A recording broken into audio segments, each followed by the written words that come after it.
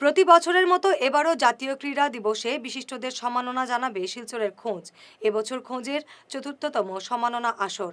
সংস্থার সাধারণ সম্পাদক সজল লস্কর জানান, ক্রীড়া ব্যক্তিত্ব 15 জনকে এবার আরতি রানী দেব সম্মাননা জানানো হবে।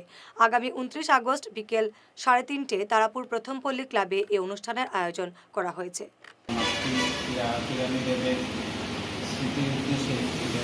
সম্বর্ধনা দেওয়া হবে। উপলক্ষে আজকে আপনাদের সাংবাদিক ভাইদেরকে আমি প্রথমে ধন্যবাদ জানাই।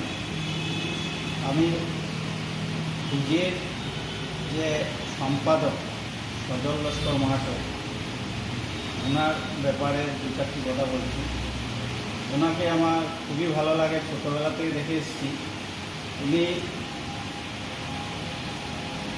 92-তে 93 ইংরেজিতে ওনার সঙ্গে আমাদের সম্পর্ক। তখন থেকেই নর্থ ইস্ট ব্যাডমিন্টন টুর্নামেন্ট প্রথমবার নার্সিং স্কুলের মাঠে করেছিলেন।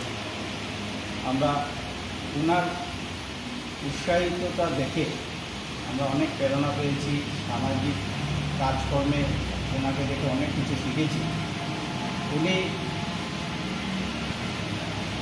ফুটবল, হকি এবং ব্যাডমিন্টন এইসব খেলোয়াড়দেরকে যে উৎসাহিত করে একটা জায়গায় পৌঁছিয়ে দিতে পেরেছেন, এর জন্য ওনাকে আমি ধন্যবাদ জানাই। এখনও এই বয়সেও উনি যে খুঁজের এক খুঁজ সাংবাদিক সাংস্কৃতিক এবং ক্রিয়া সামাজিক সংস্থাকে নিয়ে উনি যেভাবে কাজ করে যাচ্ছেন,